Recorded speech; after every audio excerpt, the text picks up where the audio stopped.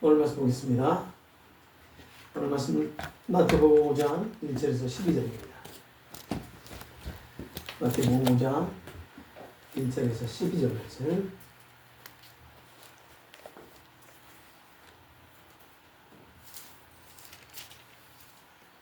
한 절씩 교독하겠습니다. 예수께서 우리를 보시고 산에 올라가 앉으시니 제자들이 나오는지라 입을 열어 가르쳐 이르시되 심령이 가난한 자는 복이 있나니 천국이 그들의 것이며 통하는 자는 복이 있나니 그들이 위로를 받을 것이며 온유한 자는 복이 있나니 그들이 땅을 기업으로 받을 것이며 예술이고 목마른 자는 복이 있나니 그들이 배부를 것이며 긍휼히 여기는 자는 복이 있나니 그들이 긍휼히 여김을 받을 것이며 마음이 청결한 자는 복이 있나니 그들이 하나님을 볼 것이며 화평하게 하는 자는 복이 있나니 그들이 하나님의 아들이라 일컬음을 받을 것이며 의를 위하여 박해를 받는 자는 복이 있나니 천국이 그들의 것이니라. 나로 말미암아 너희를 욕하고 박해하고 거짓으로 너희를 거슬러 모든 악한 말을 할 때에는 너희에게 복이 있나니 기뻐하고 즐거워하라. 하늘에서 너희의 상이 큼이라. 너희 전에 있던 선지자들도 이같이 박해하였느니라. 아멘. 우리 신앙 고백할까요? 예수스 에스티노 크리스토스. 예수스 에스티노 크리스토스. 예수는 그리스도이십니다. 예수는 그리스도이십니다. 맞습니다. 예수는 그리스도이십니다. 잘 지내셨어요? 오늘 갑자기 결석이 많아졌네. 승주 목사님 소개 안 주셔서 모르시다. 전화 나와서 기도해 주시기 바랍니다. 자, 오늘 이제 산상수훈에서 첫 번째 가르침인 팔복. 팔복 중에서도 오늘 이제 7번째하고 8번째를 하게 되는데요. 우리가 팔복을 통해서 먼저 하나님과의 관계 안에서 하나님 나라 백성이 어떤 사람으로 살아가게 되는지, 그리고 그 삶 속에서 어떤 열매를 맺게 되는지에 대해서 살펴보잖아요. 우리 특별히 심령이 가난한 자로 시작을 해서 하나님의 의를 갈망하는 삶까지 살펴보았고, 또 지난 시간에는 하나님의 은혜를 경험한 사람이 이웃과 세상을 향해서 어떤 삶의 열매를 맺게 되는지, 하나님의 의를 갈망함으로 인도함을 받은 사람에게서 나타나는 삶의 열매가 뭐였어요? 지난 시간에는 긍휼과 마음의 청결이었단 말이에요. 긍휼은 뭐죠? 인간적인 그런 호의나 감정, 조건적인 사랑이 아니라 하나님의 아가페 사랑을 나타내는 거라겠죠. 언약 백성의 삶을 통해서 나타내는 거예요. 하나님의 아가페 사랑을. 예수님의 마음을 닮아가도록 성령의 인도함을 받는 자들을 통해서 나타내신 하나님의, 예수님의 그 헌신과 사랑, 그 사랑의 열매가 바로 긍휼과 마음, 긍휼이다 라는 것을 말하고 하잖아요. 그러니까 우리가 불쌍하게 여기는 그 마음이 사실은 긍휼이 아닐 수도 있습니다. 물론 긍휼일 수도 있겠죠. 그러니까 아닐 가능성이 많죠. 그냥 감정에 치우쳐서 우리가 그냥 호의로 그렇게 하는 경우가 있기 때문에 흔히 긍휼 하면 하나님의 아가페 사랑이 나를 통해서 나타나는 것이다, 이렇게 생각하셔야 돼요. 이렇게.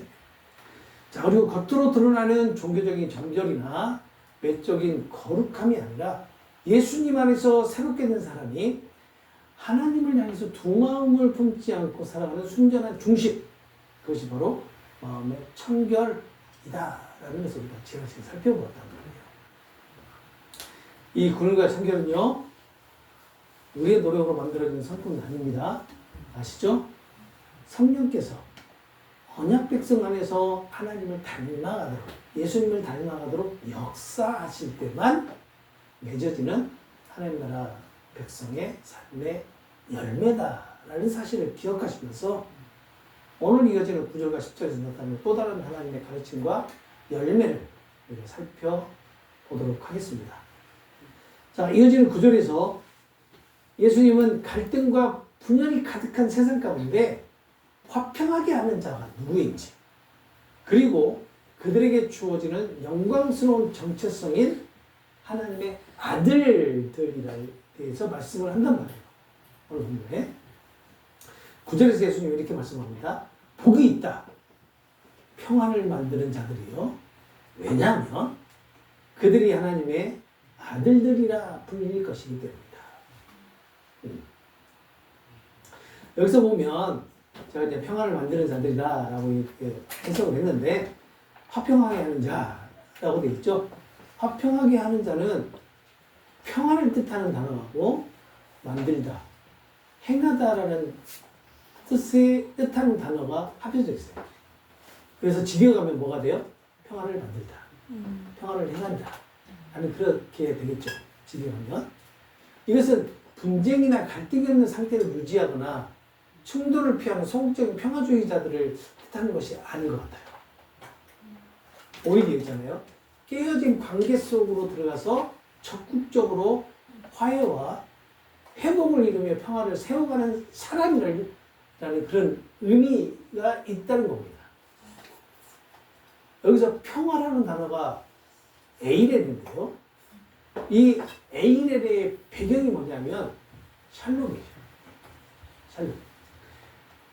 구약의 샬롬은 단순히 평안, 전쟁이 없는 상태, 이것을 의미하는 것을 넘어서 또 어떤 깊은 의미가 있냐면 깨어진 것이 회복돼서 온전한 상태라는 그런 의미가 있어요.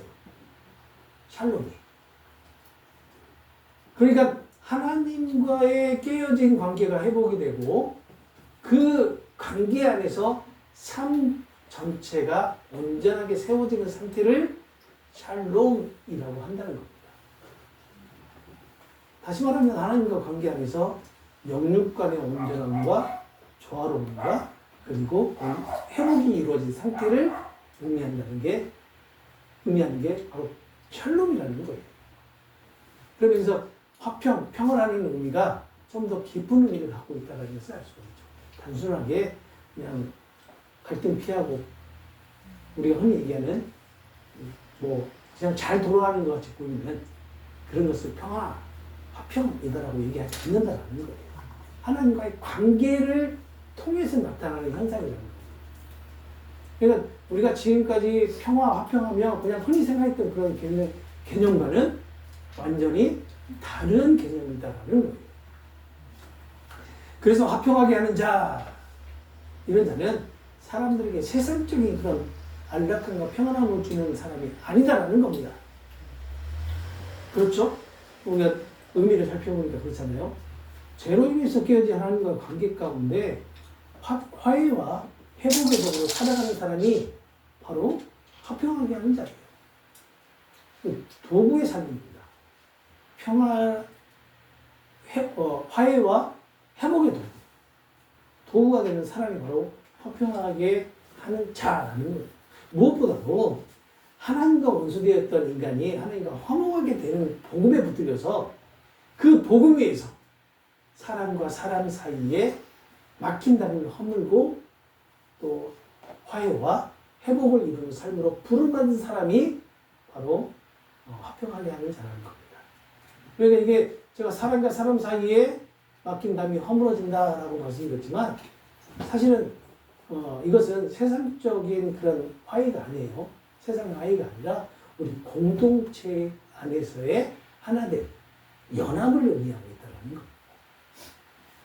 우리가 흔히 그냥 화해하는 자라고 하면 평화를 만드는 자라고 하면 공동체 안에서 그냥 평화롭게 지낼 수 있도록 이렇게 메이커라고 이렇게 생각할 수 있잖아요.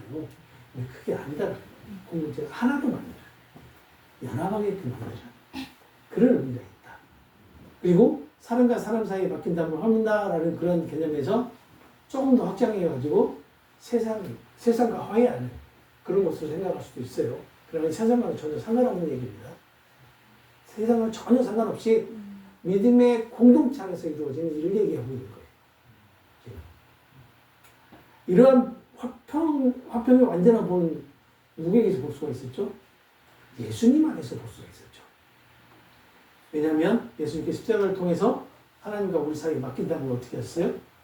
허무셨죠.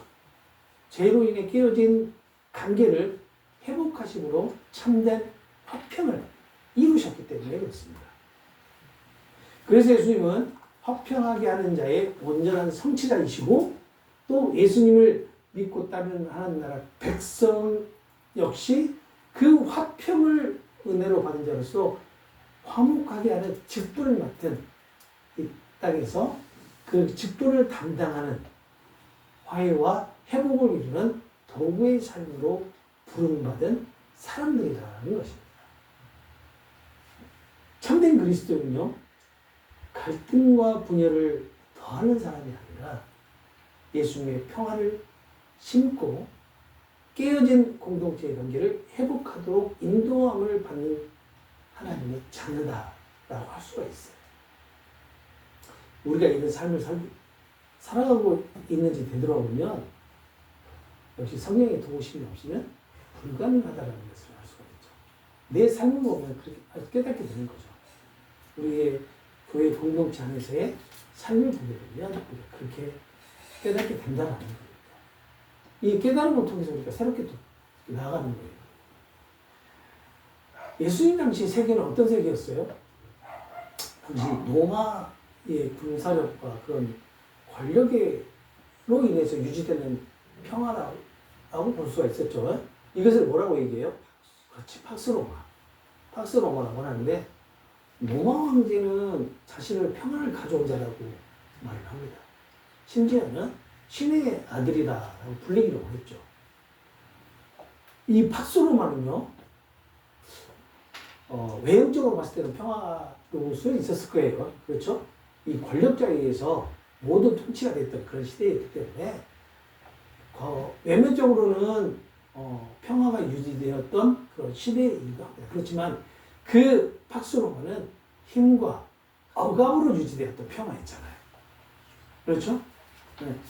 그런데 하나님 지금 예수님께서 말씀하시는 평화는 뭐예요? 전혀 다른 개념이란 말이에요.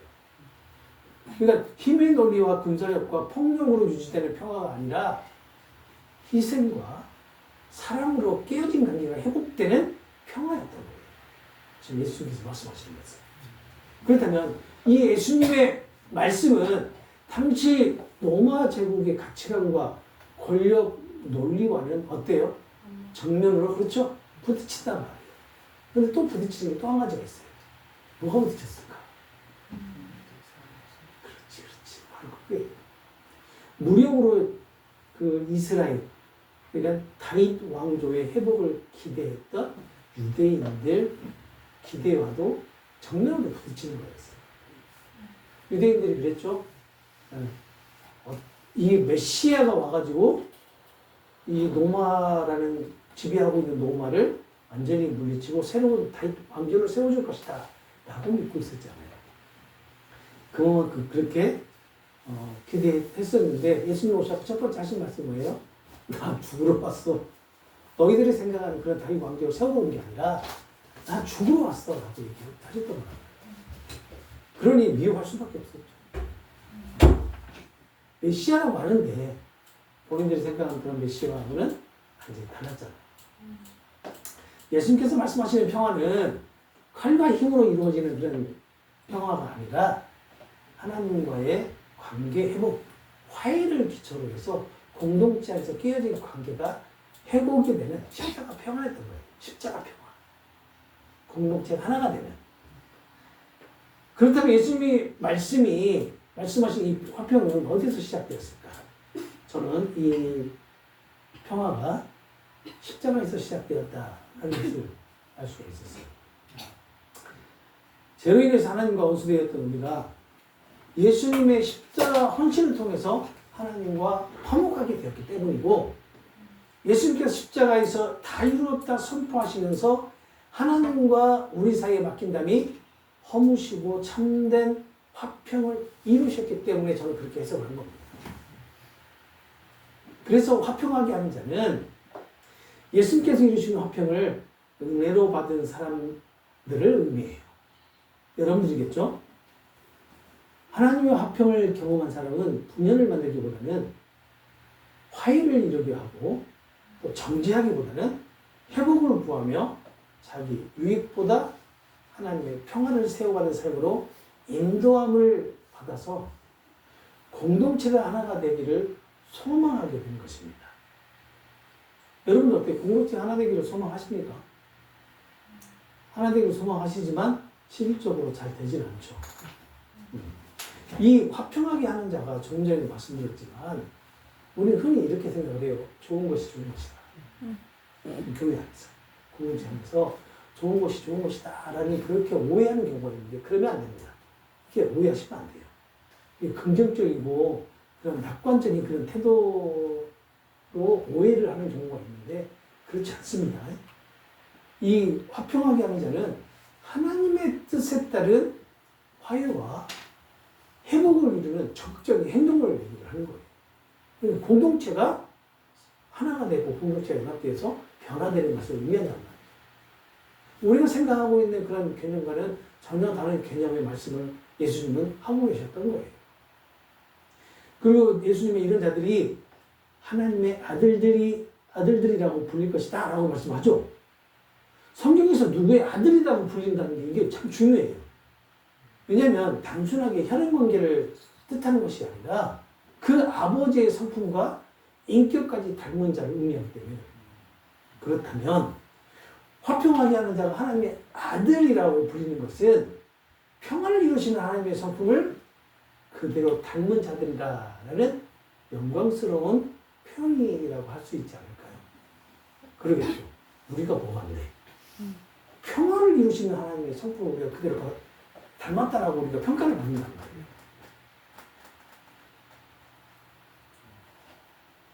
여기서 보게 되면 일컬음을 받을 것이다, 불릴 것이다 라는 표현이 있는데 이게 미래의 수동태예요.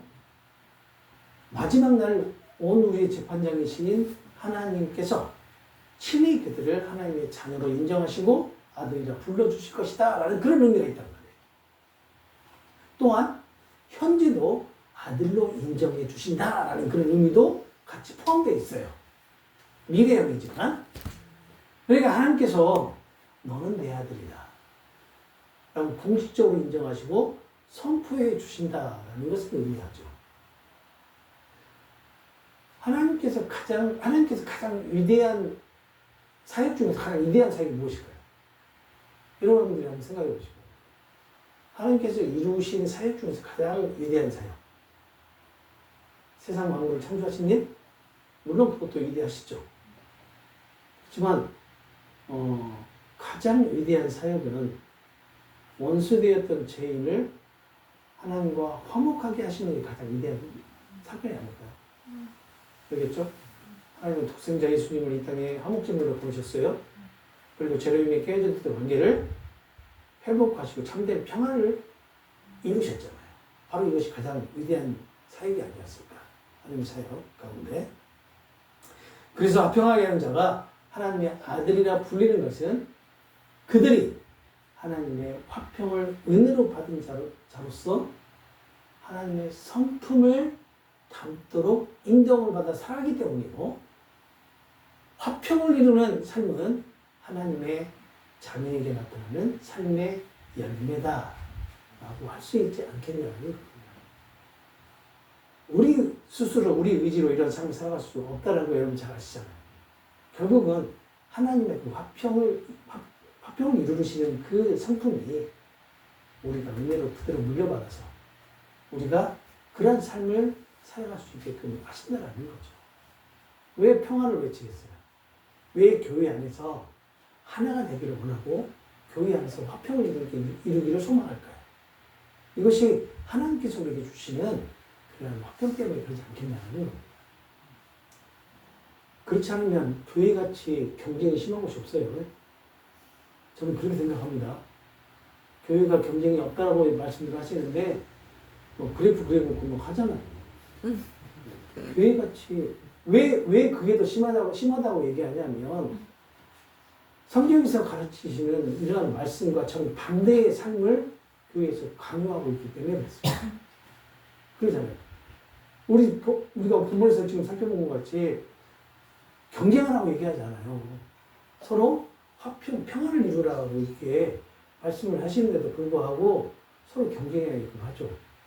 개인뿐만 아니라 구역별로, 셀별로 매주 일어나는 사건들을 통해서, 매주 일어나는 그런 일들을 통해서 서로 경쟁을 하잖아요. 얼마나 자존심 상하겠어요. 구역 예배에 2명 출석이 있는데 다른 데는 10명 출석이 많아요. 그러지 않겠어요? 다른 구역은 10명인데 우리 구역은 5명이에요. 그러면 어떠겠어요? 소외감 느껴지겠죠? 그게 경쟁을 일으키는 일이 아니에요. 그러나 오늘 본문에서 보면 공동체 안에서 그러한 경쟁이 아닌 평화를 이루라라고 지금 말씀하시는 거예요. 그래서 지금 팔복의 마지막 10절을 보게 되면 하나님 나라의 가치를 따라서 살아가기 때문에 세상으로부터 겪는 박해나 고난 그리고 그에 따르는 놀라운 약속인 천국에 대해서 말씀을 해요. 오늘 우리가 찬양을 했는데 찬양 그 두 번째 찬양인가요? 세 번째 찬양? 오늘 찬양. 네, 거기에도 보면 이게 고난과 박해에 대한 얘기가 나와요. 그렇죠? 자, 예수님이 10절에 이렇게 말씀합니다. 복이 있다. 의인을 위하여 지속적으로 박해를 받아온 자는 왜냐하면 천국이 바로 그들의 것이기 때문이다. 라고 말씀을 합니다. 여기서 3절과 마찬가지로 천국이 그들의 것이다. 라고 하는 현대형 약속을 사용을 하게 되는데 하나님 나라 백성은 장차 천국에 들어갈 사람일 뿐만 아니라 이미 하나님 나라가 임한 사람이라는 뜻으로 지금 사용하고 있는 겁니다. 근데 천국 하나님 나라라고 이렇게 표현을 하지만 이것이 통치의 개념으로 해석을 해야 된다는 걸 꼭 기억하세요. 중요합니다. 여기서 박해, 그러니까 박해를 받아온 자들이라는 이 말은 쫓다, 추격하다, 박해하다라는 뜻인데 완료 수동 분사예요. 제가 이 완료 수동 분사의 활용을 여러 번 말씀드렸어요. 그러니까 한순간에 고난을 겪는 사람이 아니라 과거에서부터 지금까지 꾸준하게 지속적으로 박해를 받아온 사람이라는 그런 의미예요. 그러면 제가 여쭤볼게요. 과거부터 계속 박해를 받아오셨나요? 여기 앉아 계신 분들은? 그렇게 생각해 보면 참 이게 해석하기가 힘들어요. 그러죠? 한순간 고난을 겪는 사람이 아니라. 이게 그러니까 이거 어떻게 해석해야 되냐면 예수님 당시부터 예수님 당시로 박해가 끝난 것이 아니라 신앙 때문에 현재에도 어려움을 겪고 있는 것을 얘기하고 있는 거예요. 계속해서 예수님 당시부터 지금까지 계속 이어져 오는 그러한 신앙 때문에 어려움을 겪는 것들, 이것이 바로 박해라는 거예요. 이 박해라는 단어는요, 원래 사냥꾼들이 짐승을 끈질기게 추적하거나 군대가 적을 끝까지 뒤쫓을 때 사용됐단 말이에요. 하나님 나라의 백성은 세상 속에서 우연히 이런 미움을 받을 정도가 아니라 어떻게 보면 어려움을 겪을 뿐만 아니라 때때로 사냥감처럼 표적이 되어서 조롱과 배척과 불이익을 경험하게 될 수 있다라는 그런 뜻의 단어란 말이에요. 이 박해라는 단어. 그런데 중요한 것이 있죠. 예수님께서 단순하게 박해받는 자라고 말하고 있는 것이 아니라 무엇을 위해서? 의를 위하여. 의를 위하여 박해받아온 자라고 말씀하시면서 그들이 복이 있다라고 말씀하시는 거예요. 그러니까 박해를 받는 원인이 무엇이라는 거예요? 하나님의 의를 위해서 살아가기 때문에 박해를 받는 거라는 겁니다. 우리가 6절에서도 의에 대해서 살펴봤잖아요. 그죠? 그 의가 뭐였어요? 하나님의 뜻과 하나님 나라의 기준을 따라 살아가는 삶을 의라고 했잖아요. 그러니까 하나님 나라 백성이 세상과 충돌하는 이유는 세상의 가치에 맞서기 위해서 그런 것이 아니라 하나님의 뜻을 따라서 살아가기 때문에 그런 거예요. 이해가 되시죠? 하나님 나라 백성은요, 세상의 기준과 다르게 살아가도록 인도함을 받습니다. 어떤 것들이요? 가치관, 이성, 그리고 정체성, 세계관, 삶의 모든 것에서. 세상은 자기 욕망을 따라 살아가라고 말하죠. 그렇지만 하나님 나라 백성은요, 하나님의 의를 갈망하도록 인도함을 받습니다. 그렇죠? 세상은 복수와 경쟁을 말합니다. 그래야지만이 살아남는다라고 얘기를 해요. 그렇지만 하나님 나라 백성은요, 국면을 선택하도록 인도함을 받습니다. 세상은 타협을 요구하죠. 그래야 서로 윈윈할 수 있다 라고 말하잖아요. 그렇지만 하나님 나라 백성은요, 두 마음을 품지 않는 마음의 청결을 구한단 말이에요. 세상은 힘과 분열의 논리로 살아가지만 하나님 나라 백성은요, 화평을 이루는 삶으로 인도함을 받아서 살아갑니다. 그래서 세상은 하나님 나라 백성의 삶을 언제나 환영하지 않아요. 언제나 환영하지 않습니다. 노골적으로 배척합니다. 오히려 불편해하고 거부하고 때로는 박해를 하죠. 예수님 당시에 이 박해는요, 신체적인 고문과 처형이었어요. 그러잖아요. 그러니까 물리적인 박해였단 말이에요. 오늘날은요, 현재는요. 그렇죠. 문화적인 배제, 그리고 사회적인 차별, 그리고 정신적인 압박이라고 하는 비물리적인 박해를 받고 있어요. 그리스도인들. 지금 우리가 너무나 평안하죠.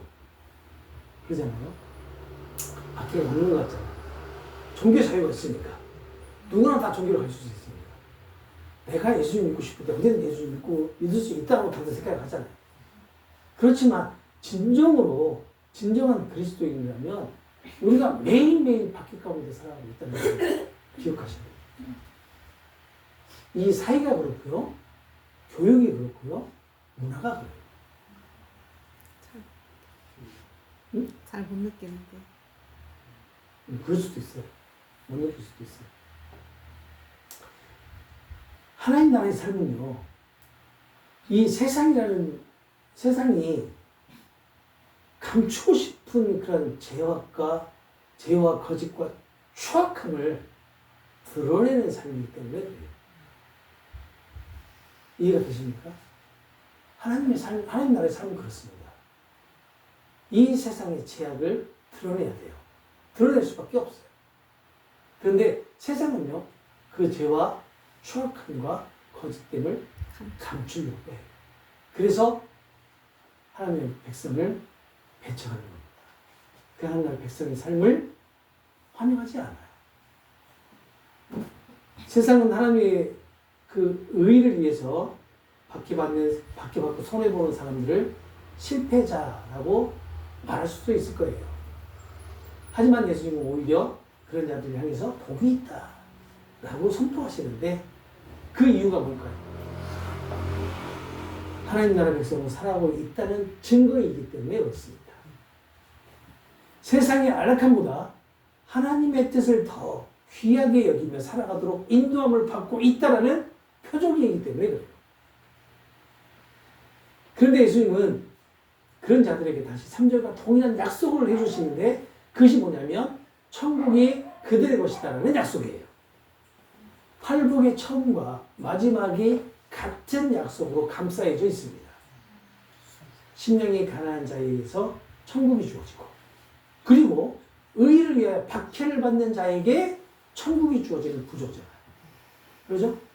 이것이 그렇게 우연이 아닌 것 같아요. 이것은 하나님 나라 백성의 삶이 어디에서 시작해서 어디로 나아가는지를 보여주는데, 하나님 앞에서 자신의 그 영적 빈곤을 깨달은 심령이 가난한 자에게 시작된 언약 백성의 삶은 결국 세상 속에서 하나님의 뜻과 의를 따라 살아가다가 때로는 고난과 박해를 감당하는 자리에 나아가게 된다는 것입니다.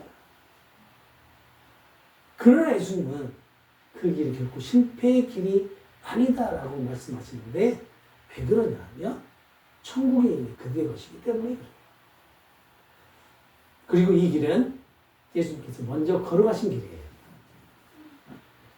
예수님은 하나님의 의를 완전하게 이루셨지만 세상으로부터 어떻게 했어요? 거절당하셨어요. 미움받으셨어요. 결국 십자가를 지셨어요. 그러나 하나님께서는 그 예수님 그냥 죽음 가운데 보내두지 않으시고 다시 살리시겠으며 그의 나라를 영원히 세워주셨다. 그렇기 때문에 의를 위하여 박해받는 삶은 단순한 고난이 아니라 예수님과 동행하는 길에 참여하는 은혜라고 할 수 있습니다. 하나님 나라 백성의 고난은 하나님의 뜻 안에서 겪게 되는 고난이죠. 하나님께서 아시는 고난입니다. 그리고 하나님께서 끝까지 붙드시고 책임지시는 고난이기 때문에 결코 헛되지 않아요. 하나님의 섭리 가운데 일어나는 것이잖아요. 그 말은 무슨 말이에요? 하나님이 언약 백성의 삶을 주권적으로 다스리고 있다는 그런 의미가 되겠죠. 그러니까 우리가 겪는 고난 역시 하나님의 주권적인 다스림 안에 있기 때문에 이게 헛된 것이 아니다라는 겁니다. 그러니 하나님의 의를 따라 살아가다가 세상으로부터 박해와 어려움을 당한다 할지라도 그런 경험한다 할지라도 낙심하지 마시기 바랍니다. 그 길은 하나님의 백성으로 살아가고 있다는 증거이기 때문에 그래요. 증거이기 때문에. 이처럼 팔복의 첫 번째 복과 마지막 복을 현지역으로 기록되어 있어요. 그렇죠? 그 사이의 복들은 미래역으로 기록되어 있고, 이 6개는 미래역이고 2개는 현재역이에요. 그래서 팔복 전체가 천국, 그러니까 하나님 나라라는 약속이 감싸고 있다는 것을 보여주고 있는 겁니다. 예수님께서. 다시 말해서 팔복의 삶으로 인도함을 받아서 살아가는 하나님 나라의 백성은 장차 천국에 들어갈 사람일 뿐만 아니라 이미 천국에 임한 자이다. 그리고 그 완성을 향해서 믿음의 길을 걸어가는 존재라는 것을 예수님께서 가르치고 있는 거예요. 이미 그러니까 산상수훈의 첫 번부터 하나님 나라를 선포하고 하나님 나라의 백성의 삶이 이런 거야 라고 지금 이미 제시를 하고 있는 거예요. 처음부터. 오늘 우리가 예수님께서 말씀하신 팔복의 마지막 2가지 말씀을 살펴보았는데 예수님은 먼저 화평하게 하는 자가 복이 있다고 말씀하시죠. 여기서 화평은 단순히 갈등을 피하는 그런 성적인 평화가 아니라 십자가로 하나님과 우리 사이에 막힌 담을 허무신 예수님이 화평 위에 서서 믿음의 공동체 안에서 깨어진 관계를 회복하고 화해를 이루어가는 그런 삶을 의미한다라는 것을 우리가 살펴보았다. 그리고 예수님은 그런 사람을 향해서 하나님의 아들들이 될 것이다, 부릴 것이다 라고 약속을 하시죠. 그러니까 평화를 이루시는 하나님의 성품을 닮아서 자라는 그런 영광스러운 그런 선언이다 라고 할 수가 있는 겁니다. 그래서 화평을 이루는 삶은 하나님의 자녀에게 나타나는 삶의 열매다라는 것을 기억하시기 바랍니다. 또한 예수님은요, 의를 위하여 받는 자는 복이 있다 라고 말씀하셨는데 하나님 나라의 백성이 하나님의 뜻과 기준을 따라서 살아갈 때 세상과 충돌을 하게 될 수밖에 없다는 사실을 예수님이 가르치고 있는 거예요. 숨기지 않아요. 오늘 말씀을 통해서. 무조건 하나님 나라의 백성으로 살면서 좋은 것만 얘기하는 것이 아니단 말이에요. 우리는 밖에도 있다 라는 것을 숨기지 않고 그대로 말씀하셨는데 왜 사람은 고난에 대해서 말하기가 좀 두려울까? 고난에 대해서 말하는 것을 꺼려할까? 그렇지. 더 크게 얘기하셔도 돼요. 솔직히 말하면 그거 있잖아. 성경에서 베드로가 십자가에 거꾸로 죽어요. 그런 순교당하는 이야기가 박해에 빠지지 않으니까 인간적으로 나오면 주님 뜻대로 살아가는 건 좋지 저것까지 그렇죠. 응. 굳이 내가 그 은혜로 살아가는 건 좋지만 내가 굳이 순교자의 삶까지 살아야 되겠느냐라는 그런 마음을 가지고 있는 경우가 많잖아요. 그래서 이렇게 고난에 대해서 얘기를 하게 되면 다들 민감하게 받아들이는 게 사실입니다. 아니면 그런 건가? 내가 고난을 현재 너무 힘들다고 하는 건 하나님이 나한테 은혜를 주고 있지 않다고. 혹시 사람들이 그렇게 생각할까 봐. 그럴 수도 있죠. 응. 믿음이 그런 거 아니야? 그러니까. 나는 그런 이상한 평가를 할 수도 있잖아요. 응. 그럴 수도 있죠. 그래서 이렇게 축복은 말하기를 좋아하지만 고난은 말하면서 꺼려하는 경우가 많습니다. 예수님은 의를 위하여 박해받는 자는 복이 있다라고 말씀을 하시고 또 세상의 욕망과 성공을 쫓아가지 말라라고 말씀하시죠. 하나님의 백성이 하나님의 의에 붙들려 살아간다는 것을 말씀하셨고 또 세상은 죄와 복을 말하지만 하나님의 백성은 긍휼과 화평으로 인도함을 받는다라는 것을 오늘 본문을 통해서 말씀을 하십니다.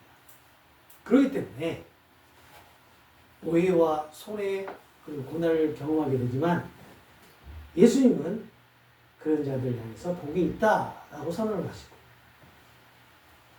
그 길이 실패의 길이 아니라 예수님께서 먼저 권하신 길이며 천국이 이미 그들의 것이기 때문이다라고 말씀하신단 말이에요.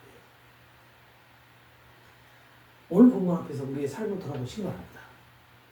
우리는 갈등과 분열 속에서 화평을 이루는 사람으로 살아가고 있는지 아니면 내 주장과 감정을 앞세우며 관계를 더 어렵게 만들고 있는지 돌아보자라는 겁니다.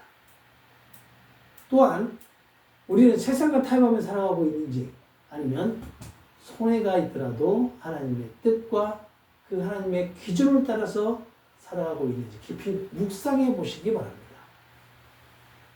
허락하신 한 주간이고요. 십자가의 은혜로 우리를 하나님과 화목하게 하신 예수님을 깊이 묵상하시면서 삶의 모든 자리에서 하나님의 뜻을 따라 화평을 심는 사람으로 인도하심에 감사하시기 바랍니다. 또 하나님의 의를 따라 살아가다가 오해나 어려움을 경험하게 되더라도 낙심하지 말고 하나님의 나라 백성의 그 고난은 하나님의 섭리 가운데 일어나는 것이고 또 하나님께서 하시는 것이고 또 하나님께서 반드시 책임지고 끝까지 붙들어 주시는 고난이라는 것을 기억하시고 이미 하나님 나라가 임한 자로 예수님의 길을 따라서 공동체 안에서 화평을 이루는 도구로 끝까지 믿음으로 살아가도록 인도함을 받는 하나님 나라 백성의 은혜가 우리 삶 가운데 충만하시기를 주님의 이름으로 소망합니다. 이 시간 기도할까요? 십자가의 은혜로 화평을 받는